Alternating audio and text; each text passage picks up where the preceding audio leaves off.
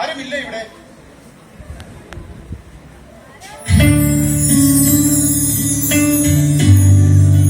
ഞാൻ ഒരു വഴിയാത്രക്കാരനാണ്. അല്ലെന്നും പറയാം, ആണെന്നും പറയാം. 3 ദിവസത്തെ നടപ്പ് കൊണ്ട് ഞാൻ ഈ പട്ടണത്തിലെത്തി. ഇനി ജെറീക്കോയിലേക്ക് യാത്ര ചെയ്യണം. ഞാൻ ഒരു സഹായം പ്രതീക്ഷിച്ചു വന്നതാണ്. എന്ത് സഹായമാണ്? അല്ല, നിങ്ങളെ കണ്ടിട്ട് ഒരു സമരക്കാരനാണെന്ന് തോന്നുന്നല്ലോ. അതെ, അത് ശരിയാണ്. നിങ്ങൾ യഹൂദർ മിക്കവരും സമരിയാക്കാരോട് വെറുപ്പും വിദ്വേഷമുള്ളവരാണ്. എനിക്കതറിയാം. അതുകൊണ്ട് സഹായം ചോദിക്കുന്നത് അസ്ഥാനത്താണെന്ന് തോന്നുന്നു. അങ്ങനെയൊന്നുമില്ല. നിങ്ങൾ പറഞ്ഞുകൊള്ളൂ. ജാതിയും മതവും നോക്കി മനുഷ്യരെ വേർതിരിക്കുന്നതെന്നാണ് എന്റെ ആഗ്രഹം. ഞാൻ ഭക്ഷണം കഴിച്ചിട്ട് 3 ദിവസമായി. എന്തെങ്കിലും ഭക്ഷിക്കാൻ കിട്ടിയിരുന്നെങ്കിൽ. വെറുതെ വേണ്ട, പണം സ്വീകരിച്ചിട്ട് തന്നാൽ മതി. അതിലൊന്നും സത്രമൊന്നുമല്ല. ഞങ്ങൾ സന്തോഷപൂർവ്വം തരുന്നതല്ലേ. അല്ലെങ്കിലും ഒരു വഴിയാത്രക്കാരനെ സൽക്കരിച്ച പുണ്യത്തെക്കാൾ വലുതാണോ പണം? ഒരു കാര്യം ചെയ്യാൻ താങ്കൾ സ്വീകരണമുറിയിലേക്ക് ഇരുന്നാട്ടെ. വരൂ.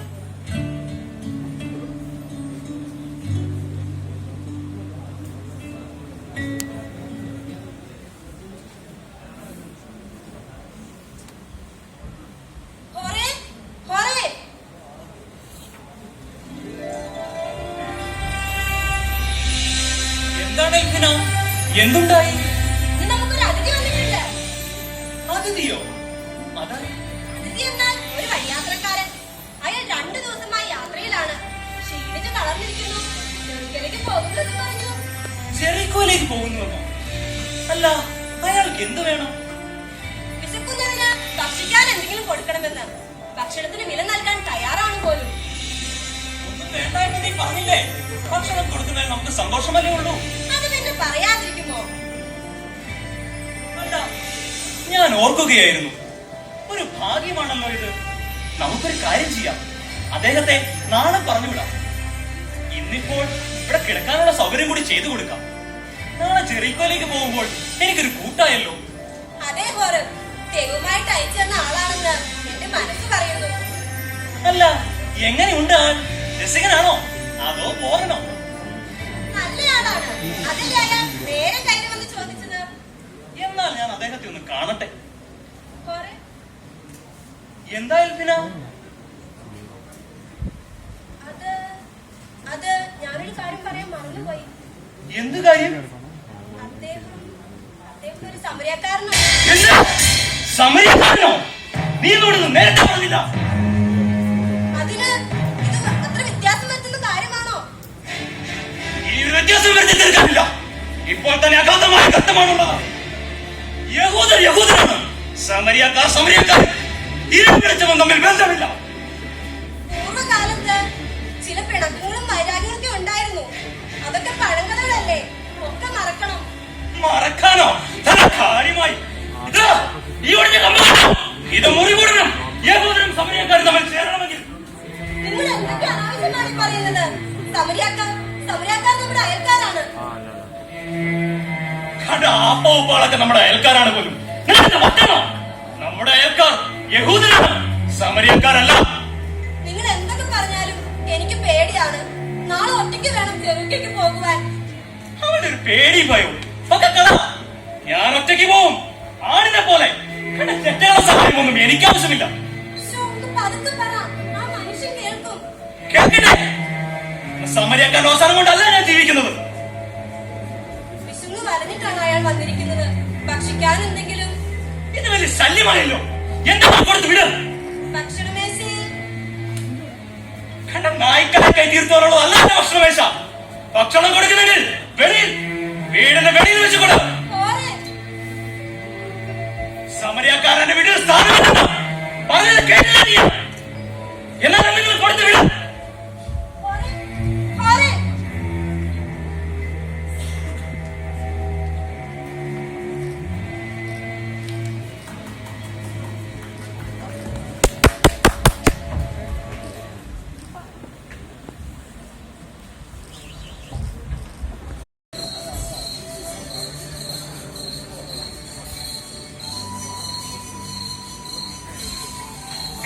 മാധവൻകുട്ട തീറ്റ നല്ല പച്ച പുല്ലാണ്. 6 മണിക്കൂർ എന്നെ ചുമന്നതല്ലേ. ഒരല്പം വിശ്രമിക്കും. ഞാൻ ഒരല്പം വിശ്രമിക്കട്ടെ.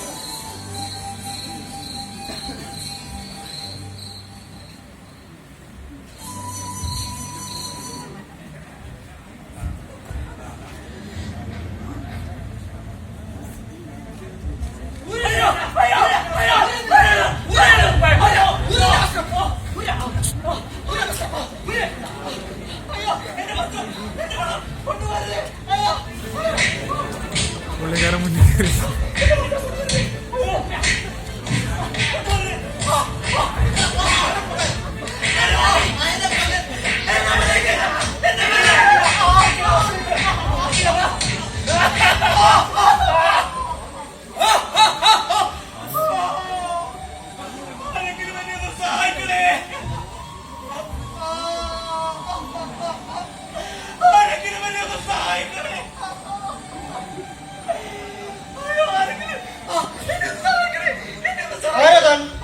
എന്ത് പറ്റി?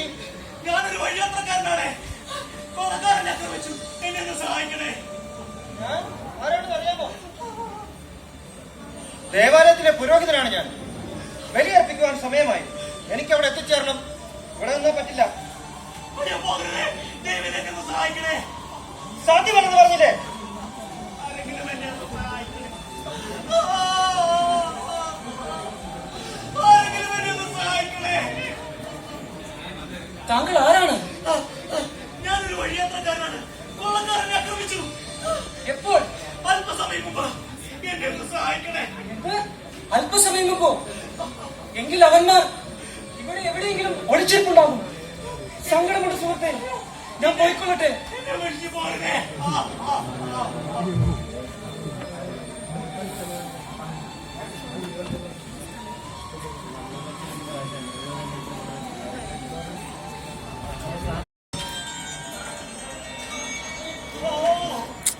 പുള്ളിക്കാരൻ അയ്യോ.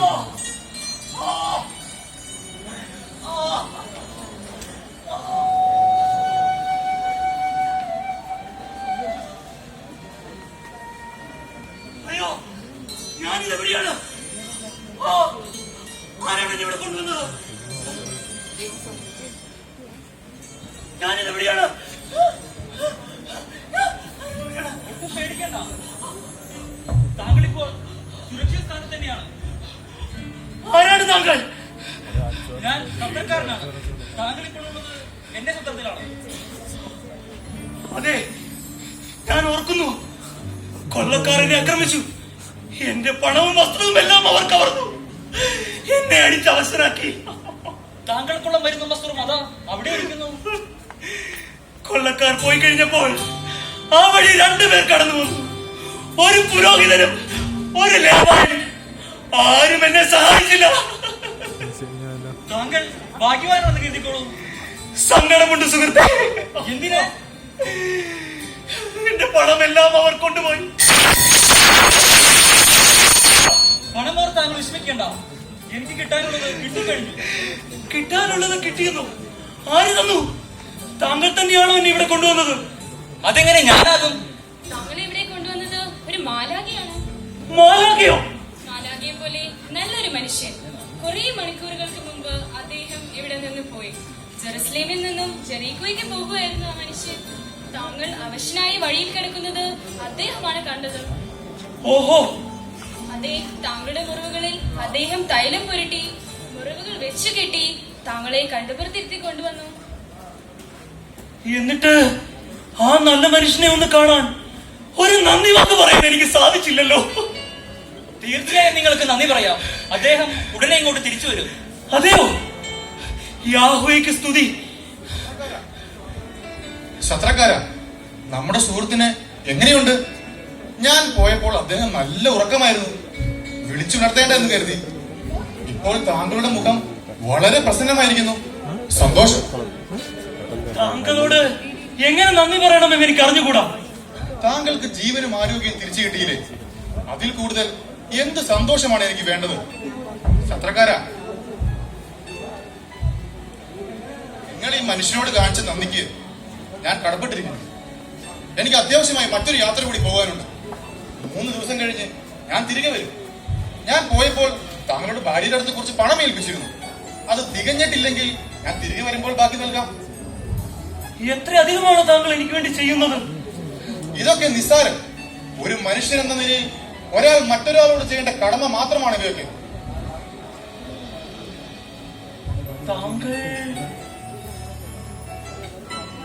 താങ്കൾ ഒരു സമരിയക്കാരനാണോ? അതെ.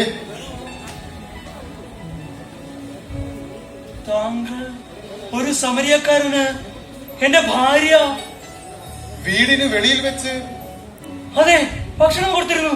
ഓ, അത് ഞാൻ തന്നെയാണ്. ഒട്ടും പ്രയാസം തോന്നേണ്ട. താങ്കളുടെ നല്ലവളായ ഭാര്യയുടെ ഔദാര്യം ഞാൻ സ്വീകരിച്ചു.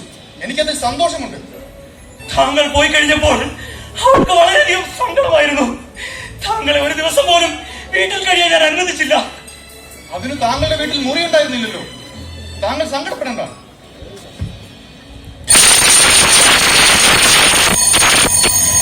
ഒരു കാര്യം പറയാനുണ്ട്. പറഞ്ഞോളൂ. യേശു ഈ ഉപമ അവസാനിപ്പിച്ചപ്പോൾ നിയമജ്ഞനോട് ചോദിച്ചു, ആ 3 പേരിൽ ആരായിരുന്നു അയാളുടെ അയൽക്കാരൻ? നിയമജ്ഞൻ പ്രതിവചിച്ചു, അയാൾക്ക് നന്മ ചെയ്ത സമറിയാക്കാരൻ തന്നെ.